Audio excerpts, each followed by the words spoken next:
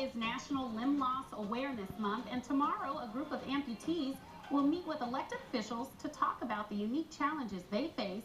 And we first met our next guest last year. Please welcome back to the show Nathan Sim and his mom Shannon, along with Peggy Chenoweth, who is also known as the Amputee Mommy. Welcome everyone to the show.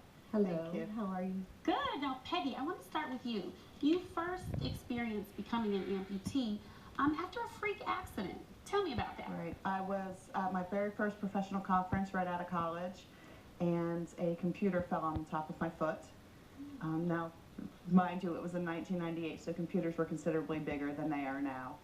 I went for 5 years to try to save my foot and endured over 20 surgeries and still couldn't walk, and finally I got to the point where it was better to just cut my losses, literally and so to speak, and I became an amputee in 2003. So it was something that nobody could have seen coming, Exactly. Not a pre-existing condition? I did nothing wrong, and that's the thing that people need to understand is limb loss isn't always about disease, isn't always about fault.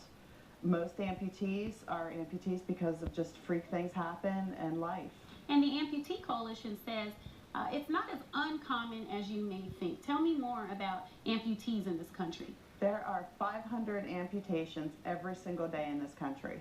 That's what people don't realize is everybody thinks that they're alone and that it won't happen to you, and chances are within your lifetime it's going to happen to somebody that you care about. And it will happen for the strangest reasons. I was at a conference and a computer fell on my foot. Somebody else can be, just on a bicycle or a motorcycle, and in an instant, everything can change. Or they could be diabetic and lose a limb. Diabetes is the leading cause of amputation. The number of diabetic amputees is set to double by 2020. Wow, that's concerning. Now, Shannon, in your case, you know firsthand as a parent of an amputee.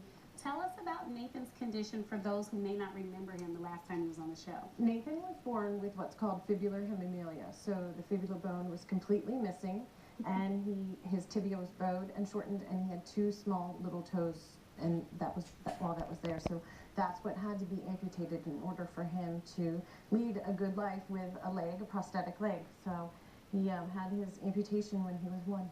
Wow, wow, and he's progressed so much. I saw him running, skipping around the studio before.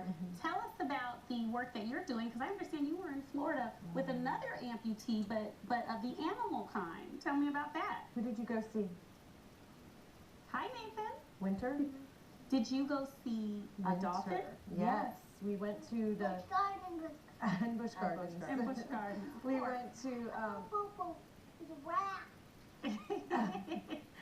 We went to the Clearwater Marine Aquarium, and they were so kind and planned it for Nathan to get down on the platform. He got to feed and touch the dolphins, and it was just a really nice day because he understands that he and Winter share something kind of special together. And when he saw her underwater, he said, Mommy, look, she has a nubby just like me. So he How cute is that? That's what and he did you called see the film? Because they made a dolphin tale about this very same dolphin. Yes, it's playing. We watch it every day. You watch it? I can recite it for you. Oh, yes, he loves the movie. Hey, Nathan, how cool was it to see the dolphin? Good. Did you touch his tail? Did you feed the fishy? Or the dolphin? Can you show me how your stuffed animal works? Can you tell everybody at home how the dolphin's tail works? Just like that. We take her tail off when he takes his prosthetic off at night. So they both go to bed, and he'll take it off. And he has a friend yes. in this fight. Now tell us about your work on Capitol Hill. Peggy, I want to go back to you. You say that every 3 years you need to replace your prosthetic limb.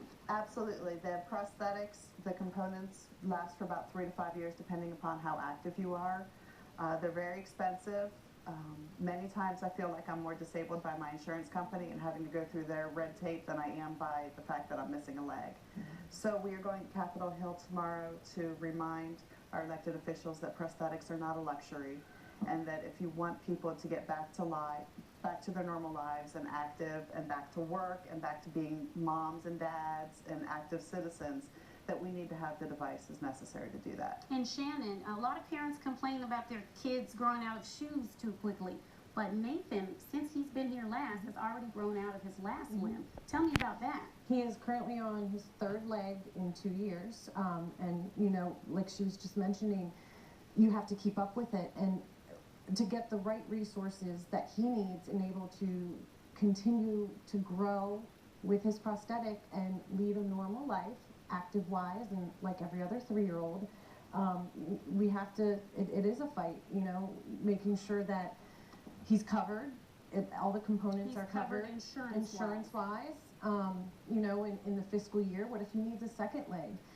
You know, as an adult, she just said it's 3 to 5 years. Well, he could go through 2 or 3 in a year if he continues to have these growth spurts. And is it gonna be possible that he can continue to get a leg that he needs to lead a normal life as a 3-year-old, active Wow. 3-year-old? Thank you so much for sharing your story. I think I will never complain about buying shoes or my kids running out of clothes again, knowing that you are living this happy and productive life and just informing America about how important it is to hear the call of amputees. Thank you so much for your work. Thank you, Marquette. Well, stay tuned because up next